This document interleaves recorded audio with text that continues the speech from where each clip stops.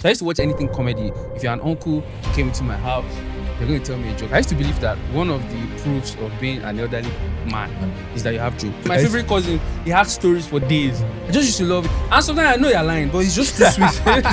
Yeah. All these things cannot happen to only. Who are you? Today's guest is SLK. He's a comedian, an actor, and the star of his own Netflix comedy special. But behind the laughter is a story shaped by struggle, resilience, and the relentless pursuit of something more. In this conversation, SLK opens up about how the entertainment industry has transformed his life, the opportunities it gave him, the failures he faced, and the lessons he never saw coming. At the moment that I just discovered myself and I saw that this is it, automatically my brain shut down to every other thing. Michael used to come to my room, used to give him tea. It was like 3 sets below me. Yeah. He would come, sometimes outside school, he would follow me to shows. Yeah. So he now started having academic issues. And me had left school at this time. So he now went to one Dr. Isaac. I think he took his father. Yeah. His father saying, you need to finish school, Yeah. you need to work, even if you want to do comedy. So his father now said, I don't know what happened. His father now said, hey, who is that boy that you said is even your mentor?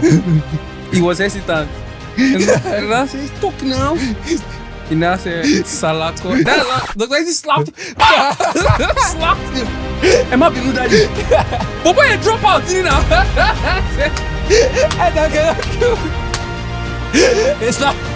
They slap him.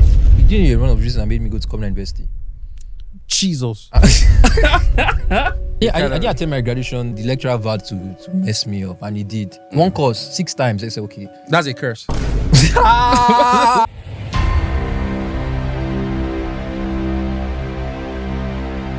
Hi guys, welcome back to another amazing episode of That's My Time podcast. My name is Olu Salako, and today I'm excited because of my guest. It's someone I've known for a long while. He's a role model. He's a trailblazer in the Nigerian comedy industry. He's a model for a lot of young comedians and coming up. I love him so much because he's doing stand-up comedy the way it should be. He has given so much respect to the craft in Nigeria, and he's shaping it back to how it should be. Ladies and gentlemen, I have with me the young legend himself, SLK. Woo! Woo! Legend! Woo! Thanks, man. It's great to be here. It's great job you're doing. Thank man. you so much. You're doing a very beautiful set. Very amazing. Amazing people you have around you. Thank you so much. Legend, I'm excited that you're doing this with me because I've followed you for a long while and your story is one that inspires me. But this is more or less like about you. This episode is about you. Really? Yeah, I'm going to. My name is not there. My name is there, but it's about you. Okay. It's good. Yeah, because there are a lot of stories people don't know, but because I've been through that phase and I know how hard it was, and how you went through it and succeeded. You know, I want people to know, especially comedians too, coming up. Yeah, you went to Covenant University. I did. Yeah, you dropped out. You dropped out. Yes. Yeah. And there's a lot of stories in between that you have shared with me personally. But I thought that it's necessary for other people to hear and how you made yourself a success. Are you not successful? Success is not a destination. You have a Netflix special. It's not a destination, man. Just keep going, man. Yeah. So how did comedy start for you? I know you have like your dad is like was a thespian, you know, and I've seen you in some when you used to act for him. Yeah. Yeah. So how kid actor. Yeah, you were a kid actor. And so how was getting to the media space? How did you get to the media space? So I've heard Chris Rock talk about his journey into stand-up comedy, and he used the word, and I think I've not found a more apt way of describing it. He said it was a calling, and I know it sounds pastoral. There's a lot of similarity between stand-up comedy and pastoral ministry, in the sense that we both are on stage for a long time with one mic, just only us talking, but it just there's this calling effect. When I look at everything in retrospect, like Joseph, I was just following as the door opened. You know how your calling incident and accident begin to push you in the line of what you have a passion for. So having said that, I come from a drama family. My father was the drama director in church and he did a lot of movies as well. A couple of movies, like 3. And so I was in one of them. I was in several stage productions. It didn't quite seem like a career path because of the kind of family I was in. Like, I just felt like, oh, it's just like a service to God, and there is work. And so it was not even in my mind going through secondary school. So you're a gospel actor. So it just felt like something that I would just be in drama group all my life. In fact, I thought every church will have a drama group. So no matter where I find myself, I'll just look for a drama group and serve. I mean, that's how I was growing up because that's what my father did. And it felt like people that were acting or doing anything in entertainment were just not my people that would, even though when I was in secondary school, my brother, because my brother also went to dancehall. In dancehall, shout out to dancehall by the way. In dancehall, we didn't have, they didn't allow CDs at the time. They didn't allow expensive biscuits. Dancehall had a lot of rules.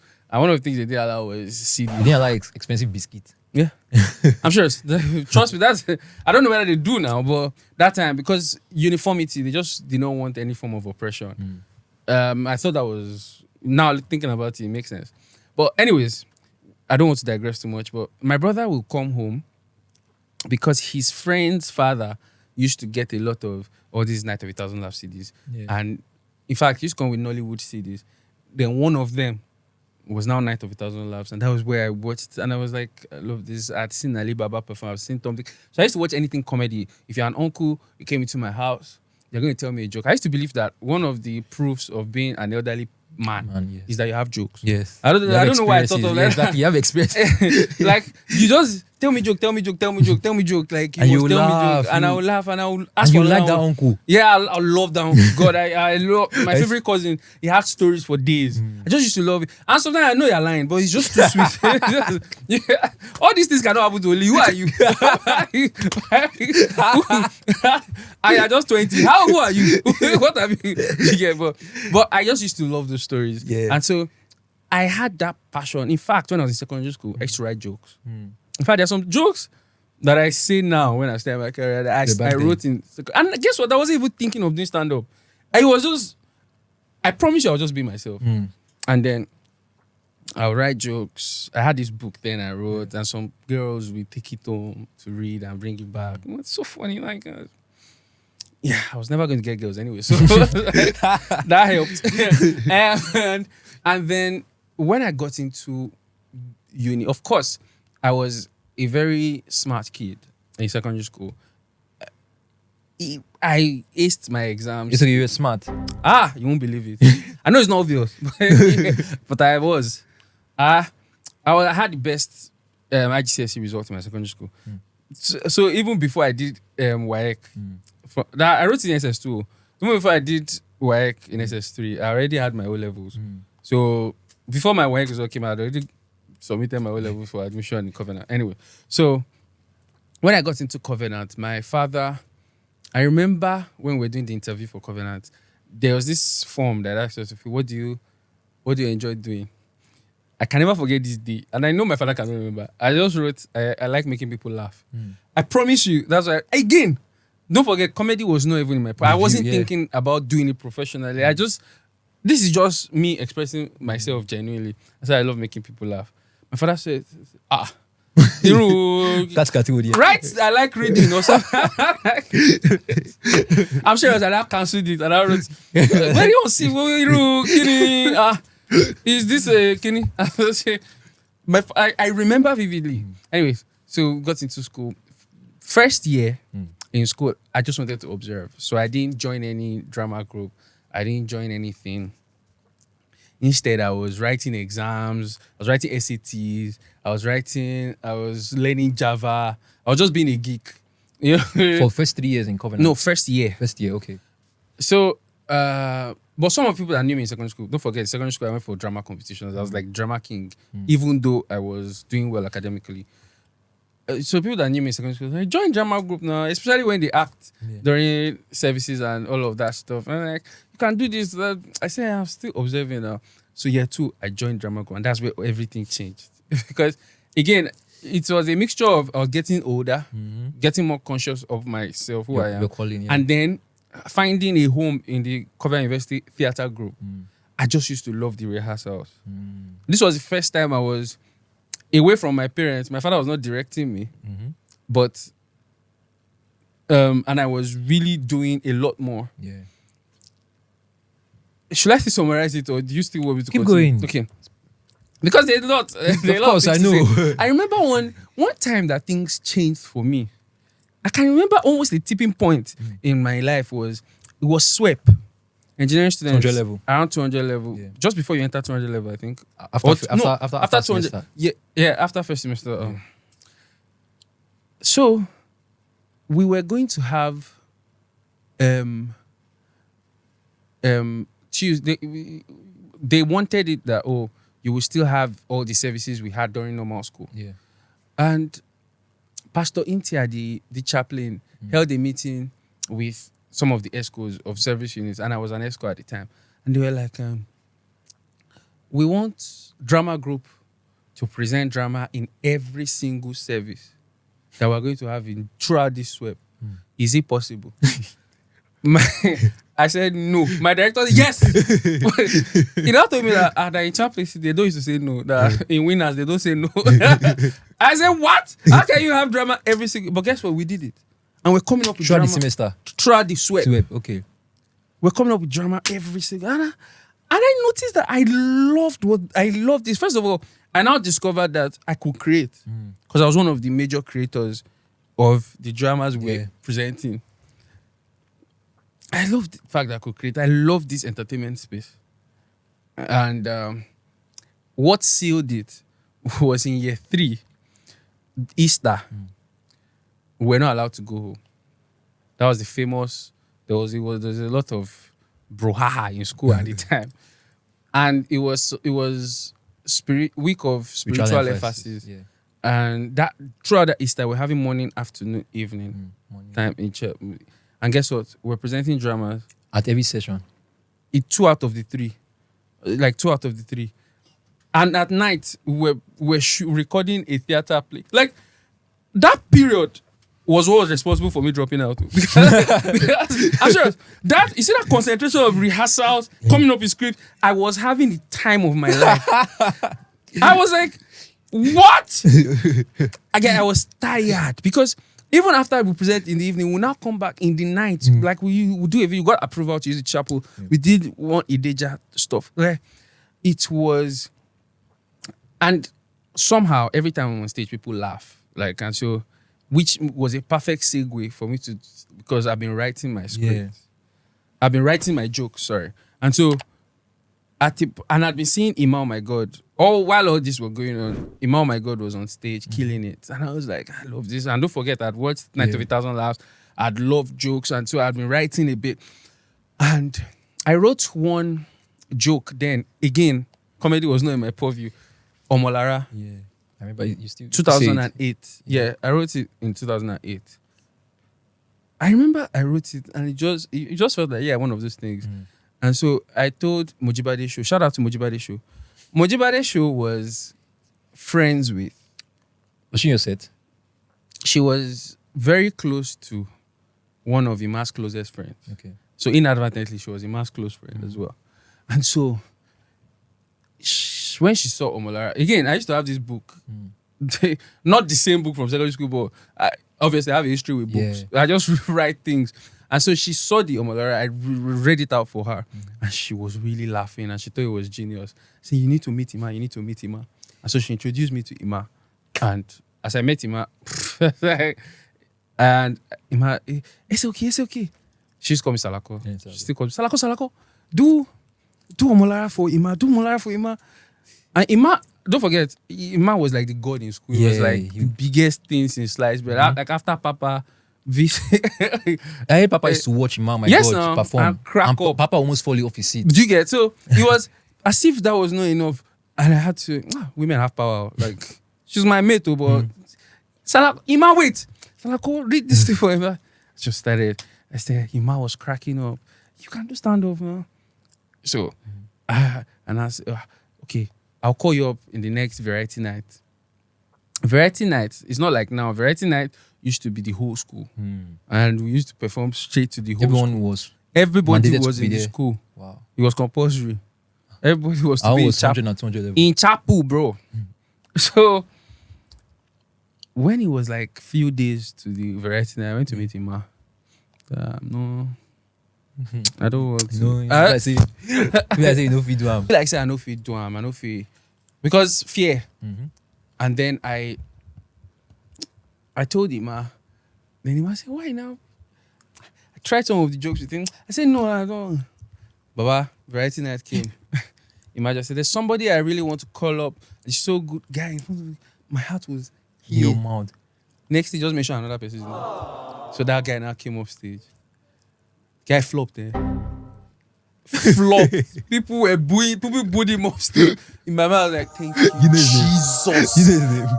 I won't mention his name. I won't mention his name. I don't think he does comedy anymore. Sha, but- Why will you do comedy? After that kind of serious. No. So, Omo, I said, thank you, Jesus. Long story short, that same variety night, Ima announced that he was going to do his show in Lagos. Okay.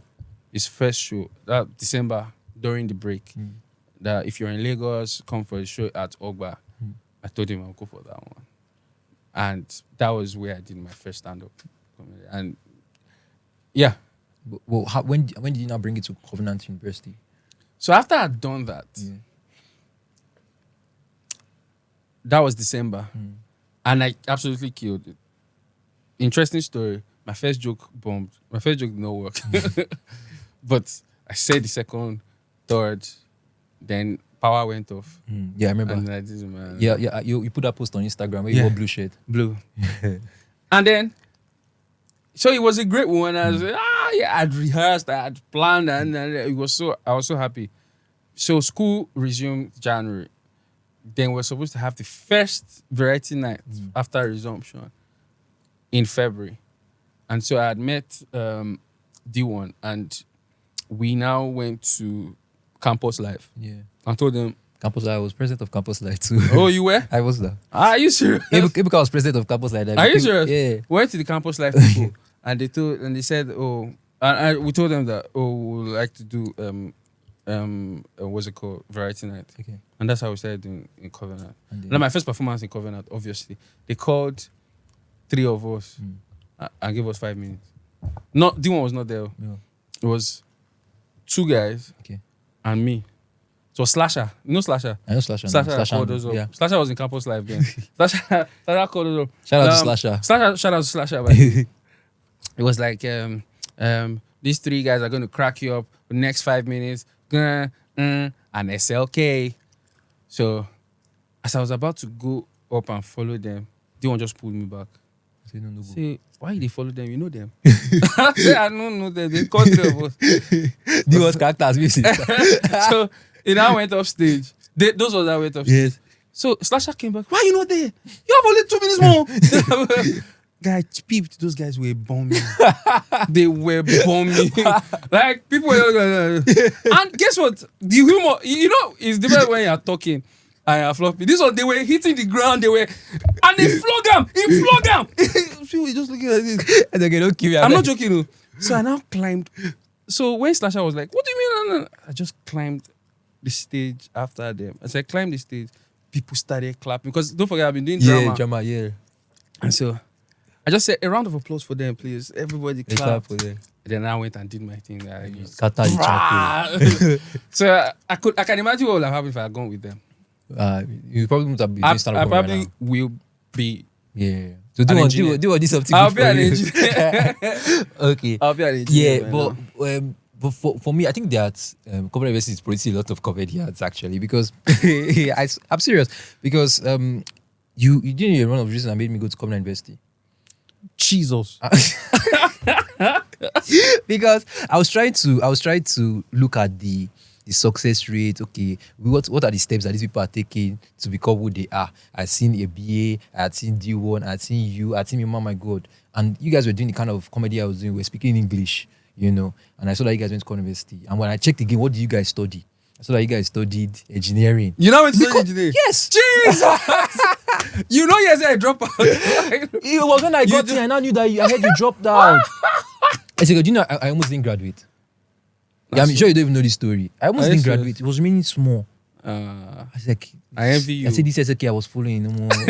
You know? There's one guy, Michael. Shout out to Michael. Michael is a big boy. Yes, big boy in Canada. No, America. In America, okay. Michael was also doing elect or ICT. I can't remember his course. But she elect. It was in that department. Yeah. Michael used to come to my room. I used to give him tea. It was like 3 sets below me. Yeah. Or three sets below me or stuff. So I'll give him tips. You come sometimes outside school, follow me to shows. Yeah. So he now started having academic issues. And I left school at this time. So he now went to one Dr. Isaac. Isaac, he's still there. You can bad. You know him. This Dr. Isaac.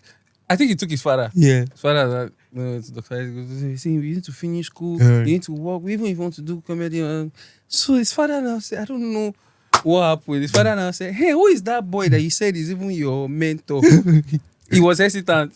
And I said, talk now.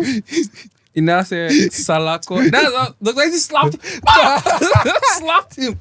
Emma Binu daddy. But boy, drop out, you know. I said, I don't get it's not. They slap him. Now me they tell him till tomorrow. Who tell you to mention my name? You don't know. They say my name na haram for that department. I didn't funny thing. As Ose, the ICE. They were mentioning your name in. You didn't know your name was still on the attendance list. I make jokes about it that I'm still in school. As Ose said, your name was still in attendance.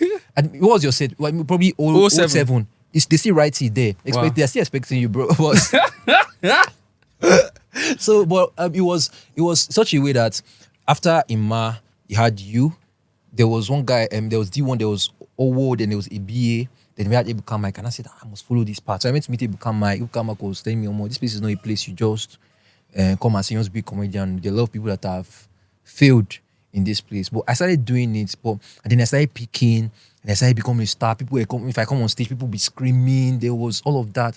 I don't know. All of a sudden, my academic just started crumbling. Like, my guy is here now. What I saw in my final year SLK, I was this close to dropping out. The fact that you didn't drop out means that... It's okay, I wrote one exam 6 times. The fact that you didn't drop out means that you had it better than... Because what happened to me was this.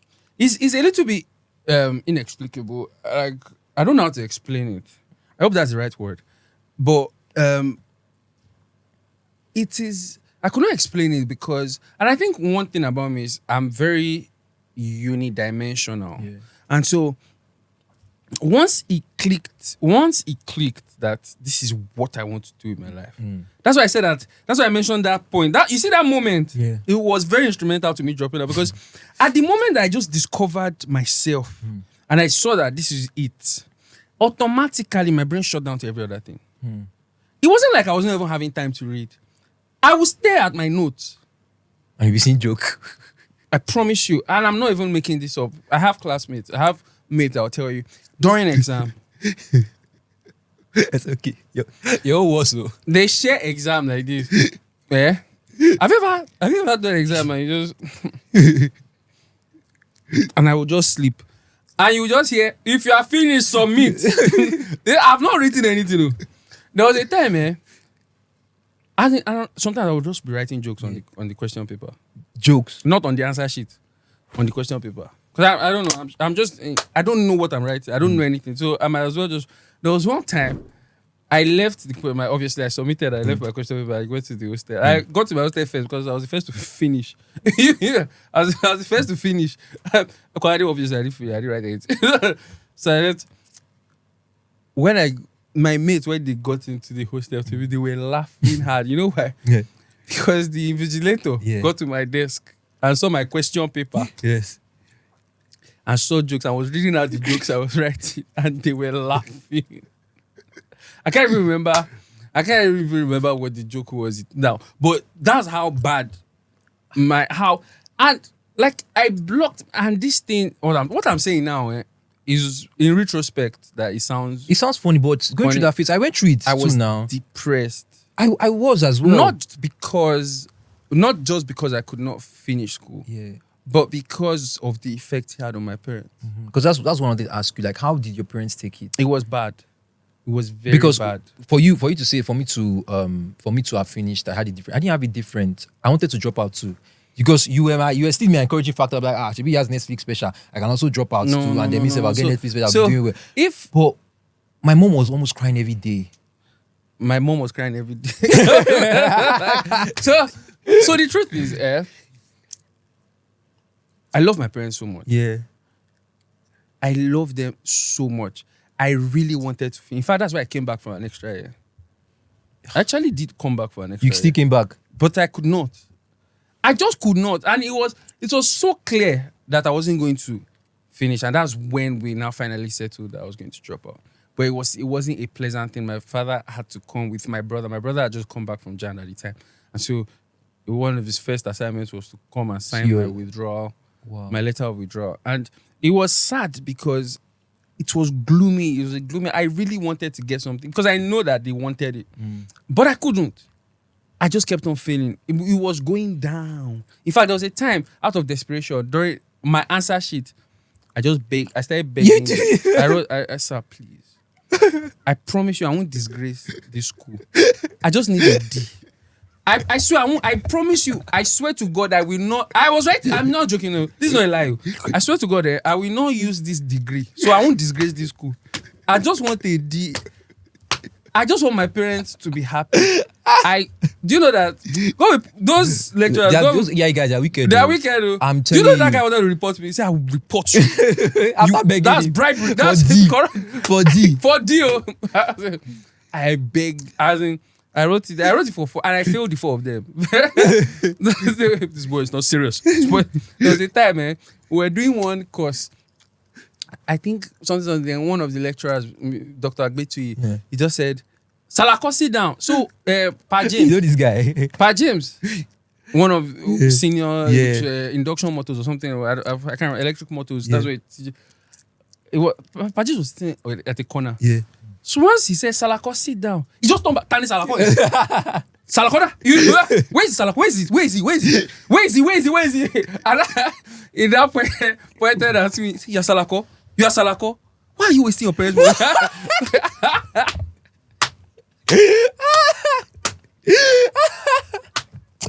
And okay, this is what I'm laughing about. It's not funny, bro. Do you know that guy and my father became friends? I want to know your parents. My parents, I'm sure so. It was bad. I had so many stories to tell. There was one. And okay, there was one you told me that you went for an event outside school, and then the porter saw you with phone, and you told porter, "Sir." Yeah. So I still remember some of those stories. First of all, let me start this way. There was a time that I knew at that point, I knew I was going to drop out. It was just a matter of time. Like I knew I'd lost interest. This was I was in. Okay, so there was a time during TTG when my set was TTG. Obviously, I had more units. I had a lot of units. So that TTG, I was going in for fun. I was just going there to join my colleagues. So the time we came late, and I think was it the chaplain or someone was saying, if you don't come here now, I will ensure that you don't graduate. I know they graduate. I wanted to whisper, I'm not already graduating. I'm not graduating. It's the wrong threat. I'm not. See another one. It's the wrong threat. Oh, you are threatening the wrong person. I'm not. Oh, you don't understand. I'm leaving this. I'm not graduating anyway. So, but there was a time. This was extra year. Yeah. So CU was doing. I don't know where it was 10th anniversary, but everybody came back. Ima, oh my God, Ayola, Simi, everybody was in school. In fact, so many interesting things happened. In my set when I wasn't graduating, I'll come back to what I was saying before, but in my set when I wasn't graduating, school told you to come at MC. Wait, from year 3, when I started comedy, I started using my phone in school. Okay. Shout out to Covenant University. Phones were not allowed, but I used to smuggle my phone in. And I used to leave school almost every weekend. Because I had gigs. I was already doing gigs outside school. And I needed my phone so that talk to your clients. I used to codedly Facebook. use my phone in school. Codedly. And so, one night, my set was graduating, but I wasn't. But I was in school. I just got a call. And I picked it. I just heard, this is so from student affairs. So from student affairs. I was like, have I been caught? What's going on? So from student affairs.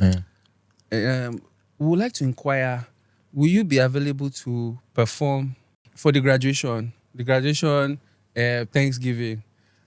I was like, yeah. How much? They negotiated with you as a student. They didn't know I was a student, apparently. Apparently, the same call they gave Imam, my God, that they gave me. Okay. Don't forget, I was already doing my stuff. Yeah. And I found that interesting because the day I went I wasn't graduating. My father, I told my dad I was going to school. Say why? My set was graduating. No. I said, oh, they called me to perform. Yeah. Say you're performing for your set. Oh, Lojutin. The day of my graduation, and this was another depressing thing. Yeah. Day of my graduation, my father calls me and goes, how do you feel? I said, I don't feel anyhow. I'm fine. Nothing bothers you. My father was pissed. He now said that one of his sons in church, his cousin was graduating. And so they were in school. And they called my dad. That son called my dad. He said, where is your son's tent? So it made him feel really bad. And I felt bad for him. So that day, what had happened was they came to school, the Mayola, and I was already doing extra year. But I saw it as an avenue. I brought out my phone. I put it in my pocket. Yeah. And I came out. So I was using my phone because everybody was using it. I was with Imam, my God, them. So it was. And so I killed it. I was one of the best performers of the night too. But I performed as OG. I performed as like someone that just came. Meanwhile, so they were all lodged in camp house. Or they had like a lodging arrangement. But then I was like, okay, because we had a gig the next day. We actually had a gig, 3 of us. We had a gig outside school the next day. Yeah. So the idea, I wanted to just follow them to camp house. But I didn't have change of clothes. So I said, okay, you know what? I'll just go to the hostel. Then I'll come out in the morning like I would usually do. So I was walking back alone. I've removed my jacket now. I forgot that my phone was in my pocket. Usually I'll put my phone in my... So I forgot that my phone was in my pocket. And it was bulging out. But I didn't know. I was already lost in thoughts and basking in the euphoria of what a great night it was, seeing my guys again. As I got into the hostel, so I was walking in, the porter just said, hey, come. Those guys, they use jazz. And he looked... No, the pocket was bulging. Okay, bulgy. I've forgotten. And so, when he said it, I immediately... Shit. What's in your pocket? Bring it up. And I had a gig the next day. Do you know what I started telling this guy? And I meant it. I said, sir. He said, bring it. I said, sir. He said, bring it. I said, see here. If you give me this phone now, I will walk away from this school and you won't see me again. Who gives you all this? I knew I was going to drop out. At that point, I was at the edge. I preferred the gig I had the next day to school. I was like, if you allow me leave, if you give me this phone, I promise I won't enter this hostel. And now you won't lose your job. I'll just walk away and you won't see me again in this school. Like I'll drop out. Like you won't see me, the guy no here. But like was there a, were you praying to God? Were you talking to God at that time? What was it like? Because there's a level your case to get in Communal University. You can't even pray to God for a change to happen. Because this is your own case. How would you have done it? There's no. So you spill out. I knew there was no use talking to God. It's like Jonah when he was in the turbulent boat. He knew he disobeyed God now, so he told them to just that if this thing is me, just throw me out. It's empty. So what I'm saying is I knew that I wasn't reading. I knew that I wasn't putting effort. There is no way I will pass. Like there are people that really I used to see them go for tutorial. But wait, Deeone was in your. You guys are in the same set now. No, we're not in the same set. It was slightly ahead of me. Deeone's older than you. Yeah. Are you serious? It was a set ahead of me. But you guys used to do comedy together, move around. And we're in school at the same time. No? Wow, I thought that you guys were in the same state. Because I wanted to ask that, why did he slide you and graduate? And because I heard Deeone graduated. Yeah, he did. Okay, because I was. He later did. No, I'm serious. He later did. He eventually did. Like me, I eventually did. Yeah, exactly. I didn't attend my graduation because the lecturer vowed to mess me up, and he did. One course 6 times. I said, okay. That's a curse. You know, it was crazy. My mind was I was so depressed. And then I spoke to Ibuka Mike because Ibuka Mike had gone through something like that, but he still graduated. You know, I spoke to Timmy and the rest. See, I say Covenant University, we have a lot of comedians from our state. No, I think it's an illusion, Sha, because I don't think we have illusion. It's not. I don't think we have as many comedians as pastors as Unilag, for example. Unilag, like Kofi, ONG. I feel like it's just because Covenant, and obviously. People who do comedy, people who do business, people who do a lot of things. But I get what they mean, Sha. Yeah. And again, we usually carry ourselves along. Exactly. So we have a clique. All these Covenant boys. Almost. Yeah. I mean, Ima, myself, Deeone, we all work together in that set, that our bracket. And you guys are doing your stuff together as well in the bracket. And people like us that went ahead to do comedy, we'll put you guys on our stuff, and so it almost feels like a whole network. Yeah, like a culture and just yeah. But after that whole point where you had your you dropped out, do you think about going back to school? What was your parents' reaction? Did they say go back, do this? I think one of my most underrated blessings is the gift of my family. My family as a whole. They're the best. In fact, they mirror the relationship we have with Jesus. In the sense, first of all, let me start with my mom. I wasn't earning, but I would go for shows. I would go for stuff. Yeah. There was a time I went for a whole week. Inspiration FM Praise Jam was like a whole week, 2010 or 11, 2010, I can't remember. I would go, I wasn't earning, but it was in VI. I was living in Akute, Alagbole. And I would beg, I would ask Mom C for transport. And sometimes I would take it from my bag and say, Mutimo. Or every day. She didn't like what I was doing, as in the job. She wanted me to be, it's a different thing where you are supporting because you are supporting what the person is doing. It's everything where you are supporting, you don't like what the person is doing, but because the person is your son. That has to be real love, because you don't like what this person is doing, but you were supportive of the person. Shout out to my mom. Same thing with my dad. When I eventually left school, broke his heart, shattered his heart into pieces, because I was the guy he was looking up to for a first class and all of that stuff. And then he looked at me in fact, I was so ashamed that I said I wanted to leave the house and stay on my own and just fend for me. Like I didn't deserve. It got them angry. That statement got them angry. Can you imagine that?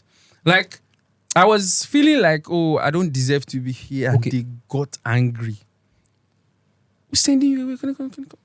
Stay. And my father said something. He said that, because my father believed that I was going to fail in life. Let me not say believe. He was scared because I didn't have a degree. Yeah. And so one day he just told me that, I say, whatever happens to you, don't forget that you have a home and you can always come back. You can always come home. That thing touched me because it felt like a cushion effect.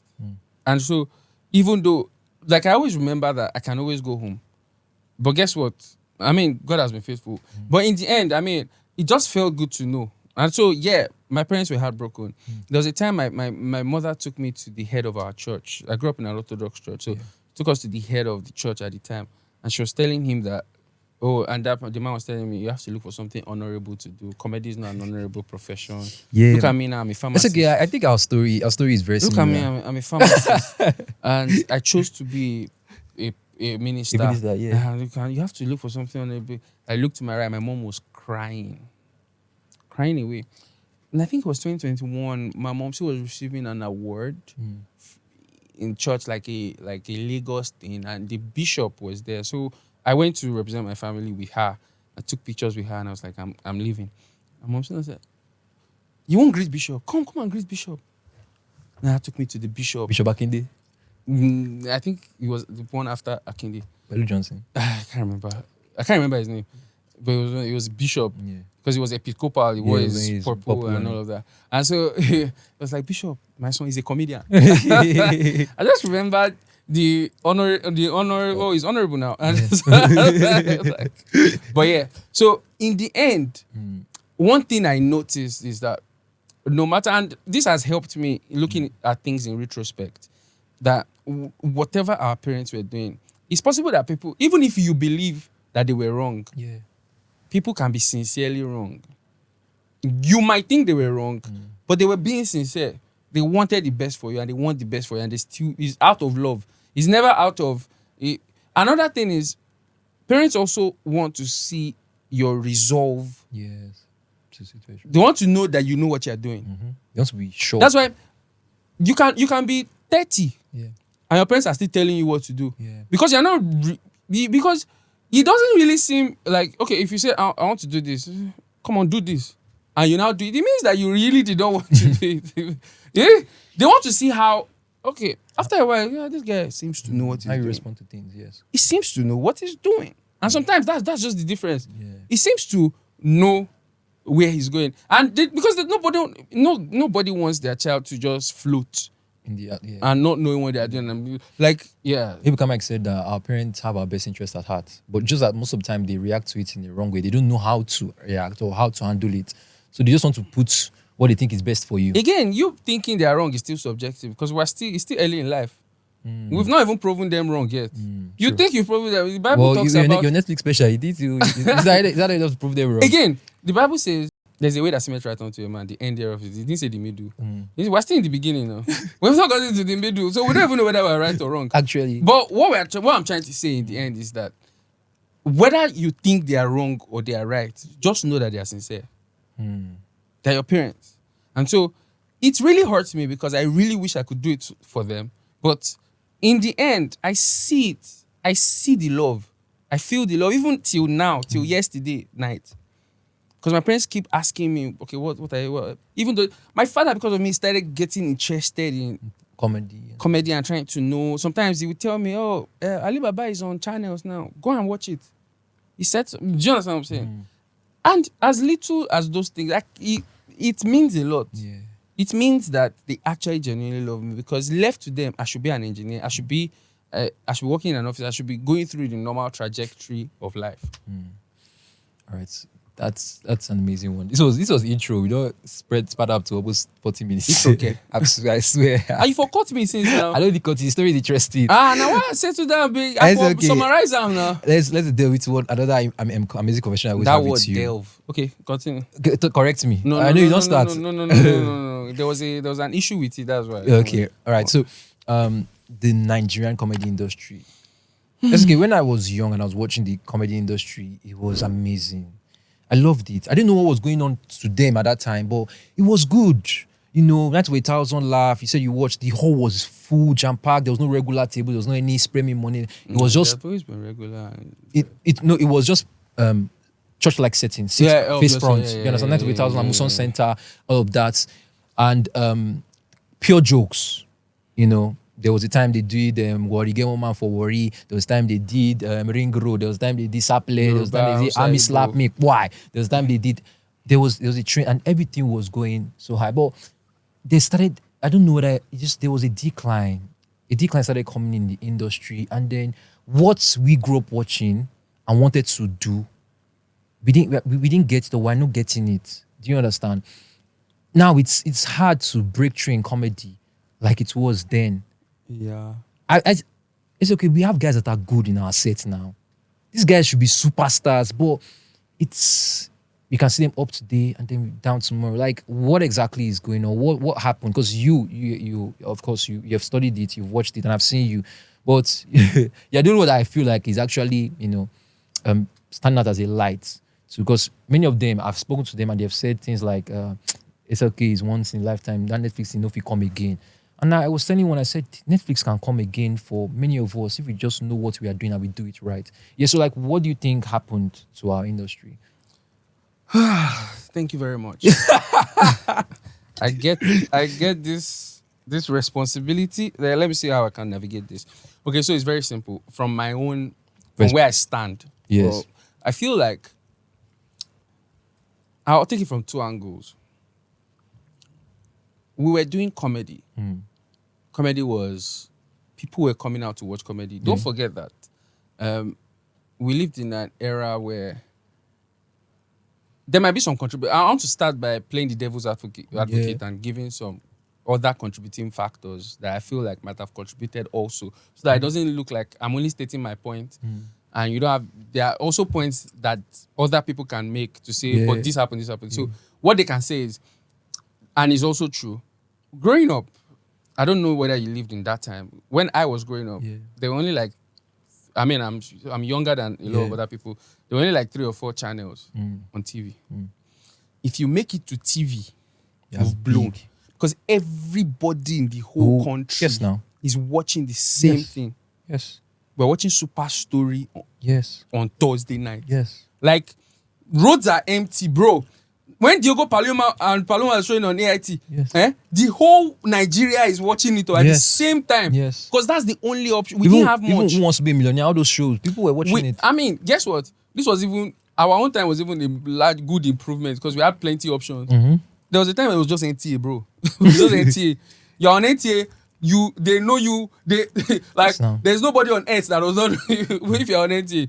But things got, more channels came, DSTV came, so you can watch a lot of things, and even though you're on TV, it does not necessarily mean anything.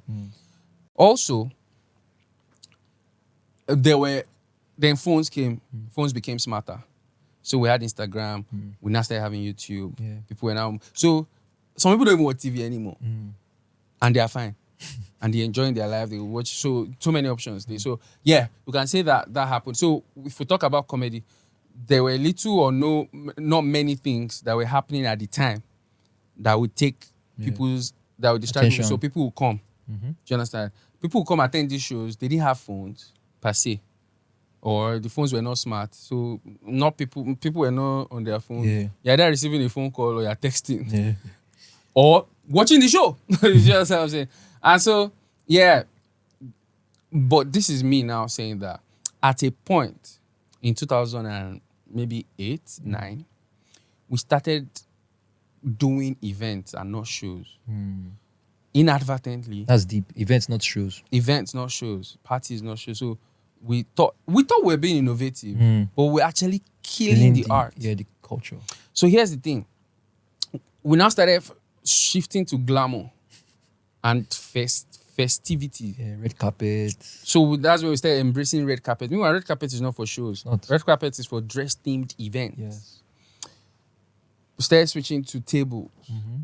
And not just comedy club kind of tables, large Big tables table, with people, and we started classifying people. Then we started making people dress up. Obviously, red carpet is going to make people dress up. Yes. And they're going to go to events dressed up. So you're already starting your event late because red carpet is going to take hours. So they were shifting, and people are going to take their time making up. And so they're coming for the shows. Shifts you are shifting the time of the show to like from what should be like 6. And we used to do 2 shows at Muson then.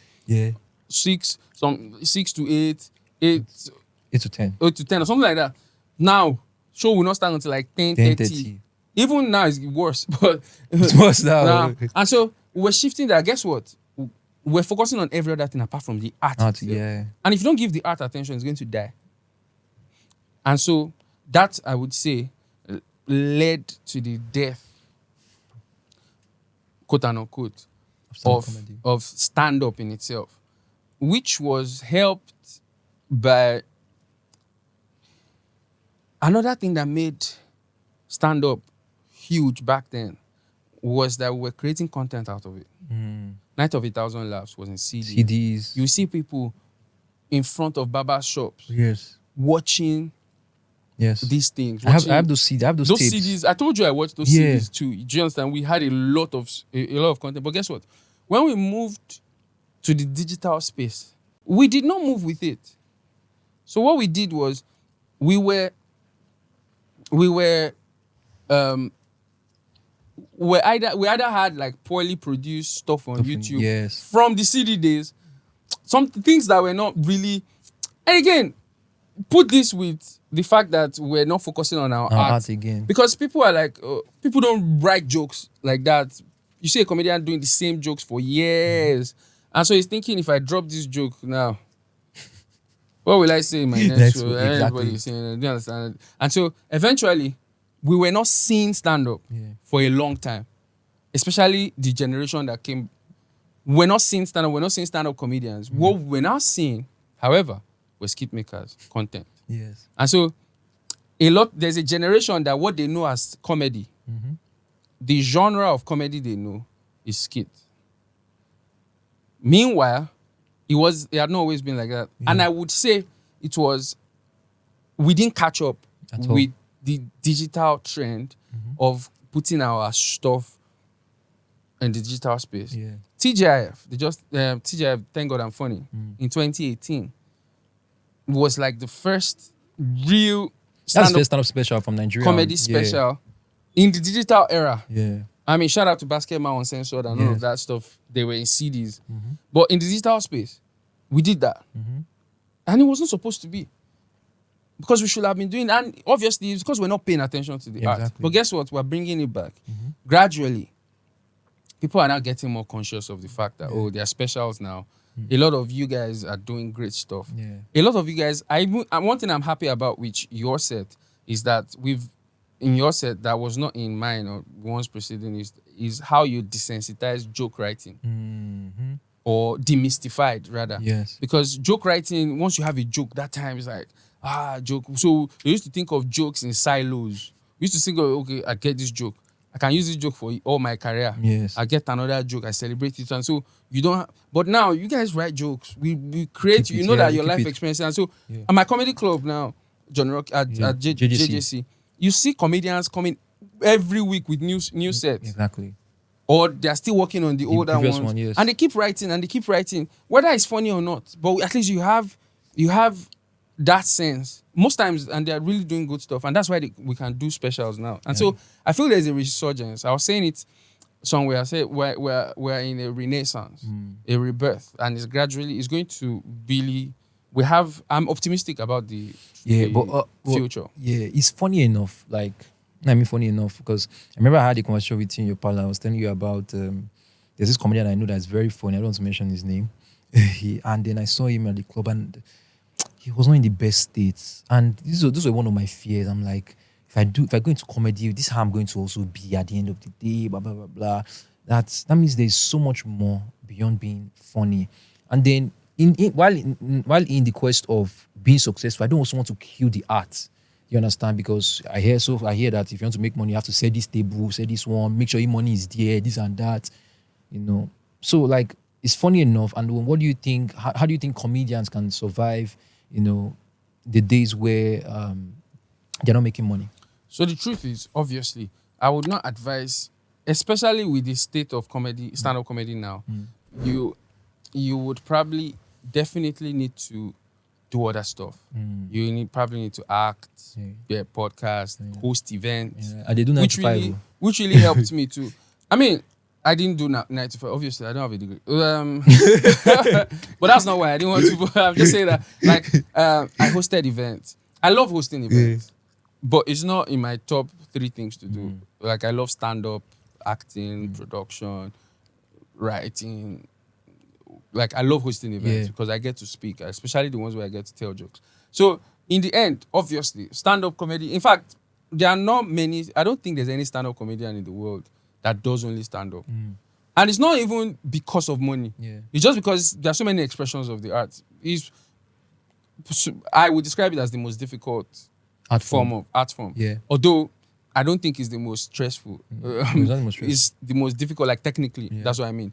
And so if you can really do stand-up, you most likely be able to act as well. You most likely be able to host events. You most likely be able to talk, do a podcast. You understand? You see Andrew Schultz, he has a podcast. You write too. You write, you do stuff. So I feel definitely don't shy away from all of those. Still do all of those and because again, also, you might I use Bodawashu as a ladder. Yes, I remember. I had Bodawashu. Bodawashu kind of gave me some sort of visibility, which helped. It was a means to an end as well. And so I love stand-up. Stand-up is my core. But it doesn't mean stand-up should be your only stuff. Yes. Necessarily. You have so many expressions of the art. I also feel like there should be contentment and willingness to go through the process. You are still young. I was telling some people, you are still young. This is the time to bomb. This is the time to go to any and every place. This is the time to do everything. Go for all the gigs. Get the word out there that you're really good. Then begin to now have your niche. Build your fan base. And gradually, I would say that I was chilled in my growth because my growth was gradual. And I would not bite more than I can chew. I would go through the process. There is Akinwal Agwalago Shishe. You don't look at another person's watch, you know. Do your stuff. If you see there are bad examples, not bad examples, but there are like examples that you might not really covet in every field. You know, if doctors want to tell you that there are some doctors that have been doing, do you understand? So just do your stuff. Be smart. Focus on your first of all, be good. Ensure that you are good. Ensure that you are good at what you do. Ensure that you are excellent. You are doing excellent stuff. And be smart. You know, smart work is also helpful.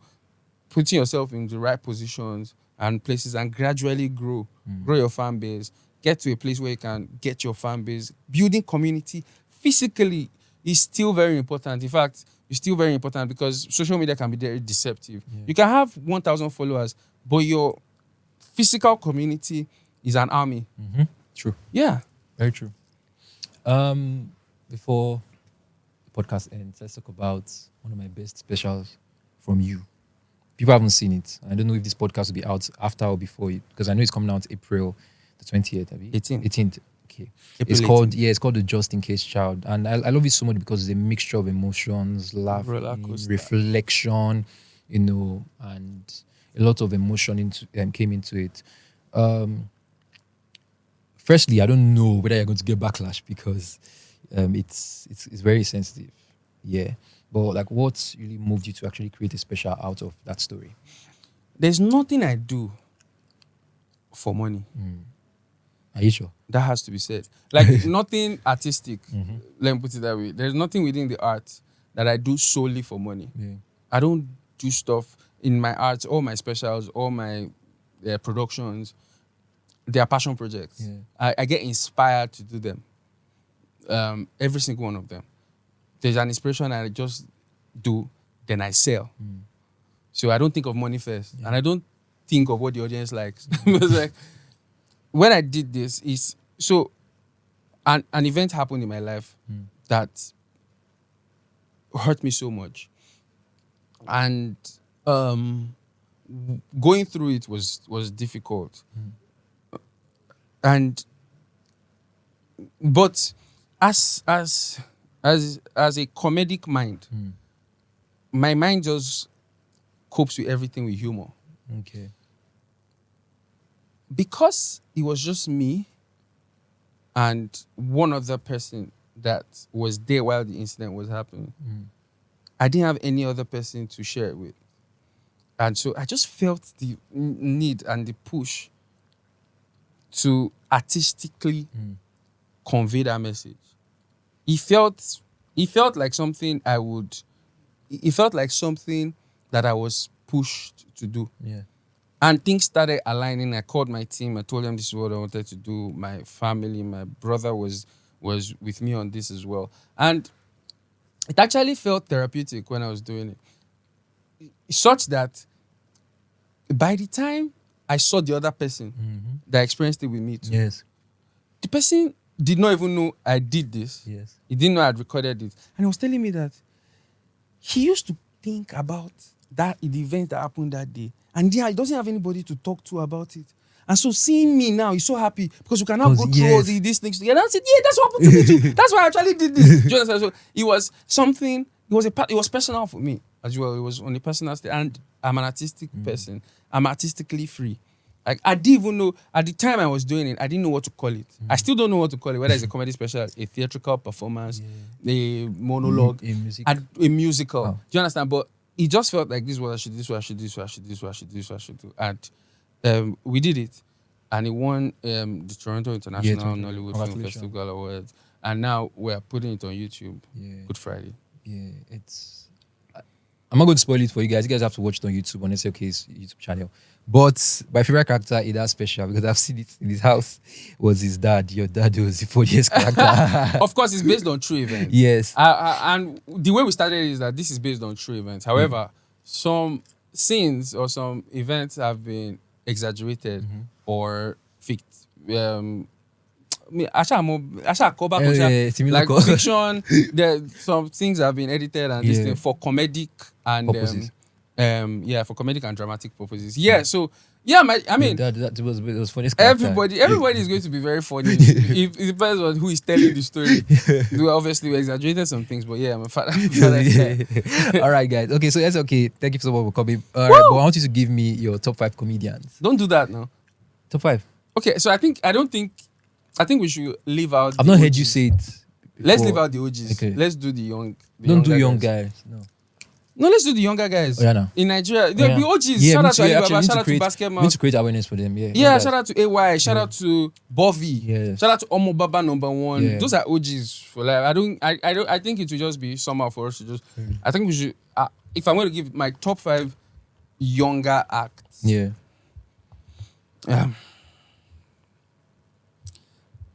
I would say.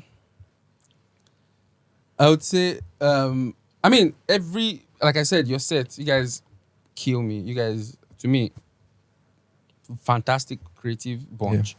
So it's difficult to choose. I would say Ovi Godwin. Great guy, prolific. He has a special on YouTube, The Forerunner. I would say Timi Adetayo. Definitely. And Ose. Because I've seen them grow. And I've seen them create. And I keep seeing them create stuff. I've seen them on stage when they are JJC. Yeah, their crowd work is something else. Become insane, yeah. You be like and Juju. They keep getting better. I'll say Dexmond. Dexmond is an amazing writer.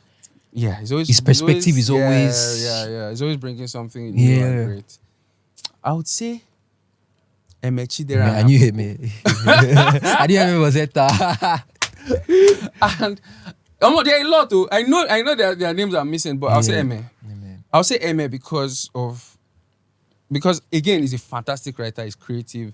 His impressions are mad. He kind of like has it. Yeah. He has like the trappings of greatness. Yeah. And I think all of them do great stuff. I think Ovi Godwin is prolific. I think all of them do great stuff. Aproko, young guys killing it and writing and doing great stuff. Yeah. I appreciate all of them, man. Thank you so much, SLK. This is my time where I give you your flowers. Guys, SLK is such an amazing guy. Aside comedy, he has so much wisdom. I remember at that time I used to text him. And you remember, I even sent him one screenshot all the time. I was like, BBM. Yeah, BBM. I used to text him. I want to be a comedian. How can I be a comedian? And it's actually a dream come true that I get to sit down with you and talk. You know, the gap, the gap, you know, is closing. That gets, you know, inspiration from me. And you're still becoming and you're still doing greater things. You know, I just want to say thank you so much. Thank you for coming and doing this with me. It's a pleasure. There are so many questions I would love to ask, but you know, maybe some other time. How far your relationship now? So cut. Thank you very much. God bless you. And good night. Thank you so much, ladies and gentlemen. That's my time. Like he's trying. So I think our parents, I can't blame them. You made a very good point. Culture plays a very big part in this perspective.